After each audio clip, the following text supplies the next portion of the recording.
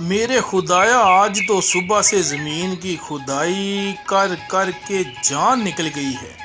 कितनी सख्त ज़मीन है ये। ओ हो। अरे बोले भैया, काहे को अपने हाथ दुखाते हो? अरे कुछ पैसे जमा करके एक ट्रैक्टर खरीद लो, तुम्हारा काम आसान हो जाएगा। अरे भैया, क्या बात कर रहे हो? मैं ठहरा फ़कीर सा आदमी, इतनी थोड़ी सी कमाई में मैं भला कहाँ से ट्रैक्टर लूँगा? भोला बेचारा सुबह से शाम तक खेतों में अपनी कमर तोड़ता रहता था। वो बंजर जमीनों को जरखेज बनाने की कोशिश करता, पर वो ये नहीं जानता था कि जमीनें एक बार बंजर हो जाएं तो वो कभी दोबारा जरखेज नहीं होती।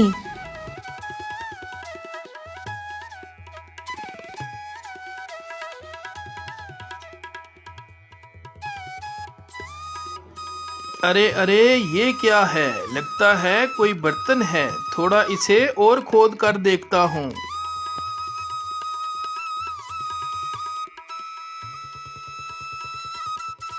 अरे ये तो एक खाली बर्तन है।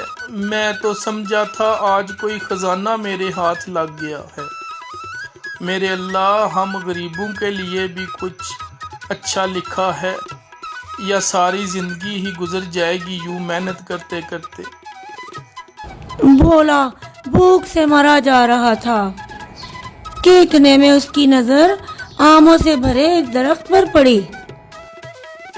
उफ, आज तो भूख से मेरी जान ही निकल गई। एक काम करता हूँ, पहले थोड़े आम खा लेता हूँ, बाकी की ज़मीन फिर बाद में खोदता हूँ।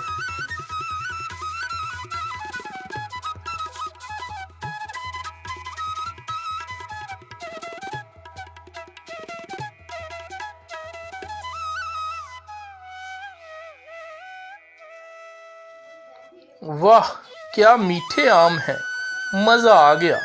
एक काम करता हूँ, थोड़े से आम अपनी घरवाली के लिए भी ले जाता हूँ, वो भी खुश हो जाएगी। आखिर ये खाली बर्तन किस दिन के लिए काम आएगा? भोला उस बर्तन में अपनी घरवाली के लिए 2-3 आम डाल देता है। भोला की आंख लग गई और वो कुछ देर के लिए सो गया।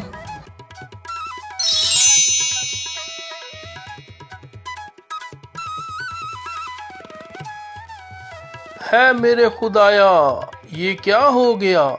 मैंने तो इस बर्तन में सिर्फ 2 आम डाले थे, फिर ये तो आमों से भर गया है। लगता है ज़रूर इस बर्तन में कोई जादू है। चलो इसको एक बार फिर आजमाता हूँ। भोला फिर से उस बर्तन में 2-4 आम डाल देता है। आम फिर से बढ़ के ज्यादा हो जाते हैं और बर्तन आमों से भर जाता है। अरे वाह, अरे वाह वाह वाह, मज़ा आ गया। मेरी तो ईद हो गई। याहू! भोला खुशी से पागल हो रहा था कि उसे एक तिलिस्माती बर्तन मिल गया है। वो बर्तन को उठाए सरपट दौड़ा और घर की जानिब गया। अरे ज़ैनब, ओ ज़ैनब, अरे सुनती हो? जल्दी इधर आओ, आज तुम्हें जादू दिखाता हूँ। हाय हाय, ऐसी कौन सी मुसीबत आ गई जो सुबह सुबह इतना चिल्ला रहे हो? घर में खाने के लिए अनाज का एक दाना नहीं है, फकत एक आलू पड़ा है और तुम्हें जादू दिखाने की पड़ी है। अरे पगली, अब तो हमारे अच्छे दिन आ गए हैं। सुनो, मेरी बात सुनो। वो जो घर में एक आलू रखा हुआ है ना, जाओ वो जल्दी लेकर आओ। अब क्या उस एक आलू से पूरा खेत उगा कर दिखाओगे? अरे ज्यादा सवाल जवाब मत करो, जो मैं कह रहा हूँ वैसा ही करो। भोला की बीवी भागी भागी जाती है और घर में रखा हुआ आलू लेकर आती है और वो आलू लाकर उस तिलिस्माती बर्तन में डाल देती है। थोड़ी ही देर में वो बर्तन आलूओं से भर जाता है।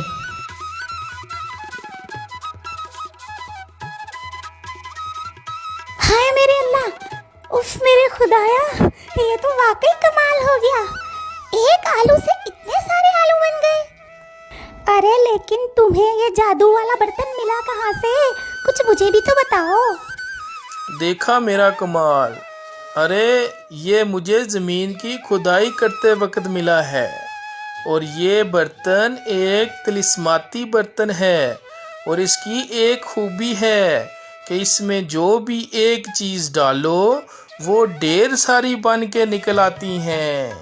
अरे ये तो बहुत अच्छा हो गया, हमारे पास जादू का बर्तन आ गया और हम इसके जरिए से अपनी सारी ख्वाहिशें पूरी कर सकते हैं। चलो तुम हाथ मुंह धो लो, मैं तुम्हारे लिए खाना लगाती हूँ। सुनो जी, मैं कहती हूँ इतने सारे आम और आलूओं का हम भला क्या करेंगे? मेरी मानो तो इन्हें बाजार में बेच आओ, अच्छे पैसे मिल जाएंगे। हाँ। भोला और उसकी बीवी दोनों के चेहरे खुशी से दमक रहे थे कि अब हमने एक तिलिस्माती बर्तन पा लिया है। भोला आलू और आम की भरी हुई बोरी अपने कंधे पर उठाए बाजार की जानिब रवाना हो गया और अपने दोस्त जग्गू की दुकान पर पहुंचा। अरे जग्गू भाई कैसे हो? तुम्हारी तो दुकान सामान से भरी है, थोड़ा सा सामान मुझसे भी खरीद लो। अरे हाँ, मेरी दुकान में तो सारा सामान मौजूद है। अरे तुम्हें क्या चाहिए बताओ। वैसे तुम तो सामान खरीदने आया करते थे, आज बेचने कैसे आए हो पता चले। अरे कहीं कोई खजाना तो हाथ नहीं आ गया? हाँ बस ऐसा ही समझ लो, मैं यहाँ आलू और आम बेचने आया हूँ, अच्छे अच्छे और ताज़े ताज़े। अगर तुम लेना चाहते हो तो ले लो, नहीं तो मैं किसी और को दे दूंगा। भोला के जाने के बाद जग्गू को शक पड़ गया कि आखिर दाल में कुछ तो काला है। भोला सारे आम और सारे आलू जग्गू को बेच देता है। बड़े दिन हो गए हैं ज़ैनब के लिए नए कपड़े नहीं लिए, आज इन पैसों से उसके लिए नए कपड़े लेकर जाऊंगा। भोला अपने दोस्त चंदू की दुकान से अपनी बीवी के लिए नए कपड़े खरीद के ले जाता है। शादी के बाद से मेरे सारे सोने के जेवर एक एक करके बिक गए हैं। अब तो मेरे पास बस यही एक हार बचा है। मैं आज इस हार को इस तिलिस्माती बर्तन में डाल के ढेर सारे सोने के जेवर बनाऊंगी।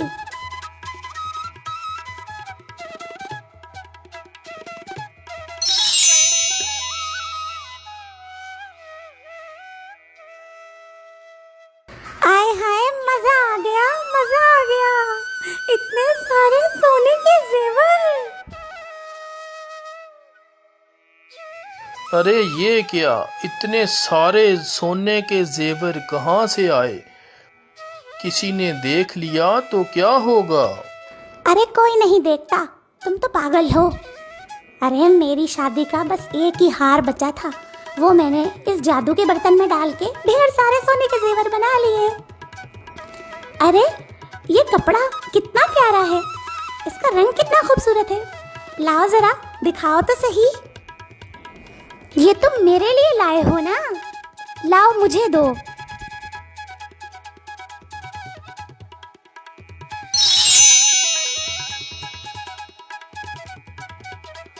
अरे इतने सारे कपड़े, अब इतने सारे कपड़ों की क्या जरूरत थी भला?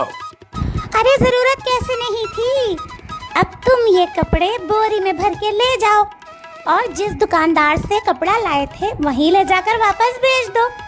इसके बदले अच्छे पैसे मिल जाएंगे।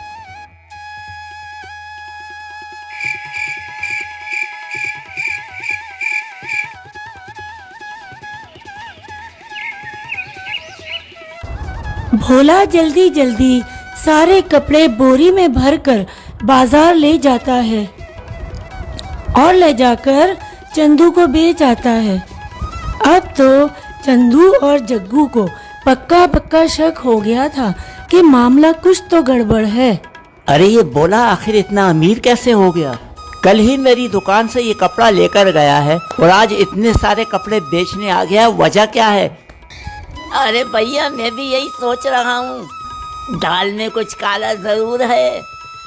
तुम चलो मेरे कहने मालूम करते हैं कि बात क्या है। जग्गू और चंदू दोनों ने ठान ली कि अब हम भोला की सच्चाई जानकर ही रहेंगे। दोनों चुपके चुपके भोला के घर की तरफ चल दिए और खिड़की के पीछे से झांककर तमाशा देखने लगे। अरे सुनती हो, मैं बाजार से ये मुर्गी ले आया हूँ। अब हम इस मुर्गी से ढेर सारी मुर्गियाँ बना लेंगे और उनको मैं बाजार में बेच आऊँगा। इस तरह हमारे ढेर सारे पैसे बन जाएंगे।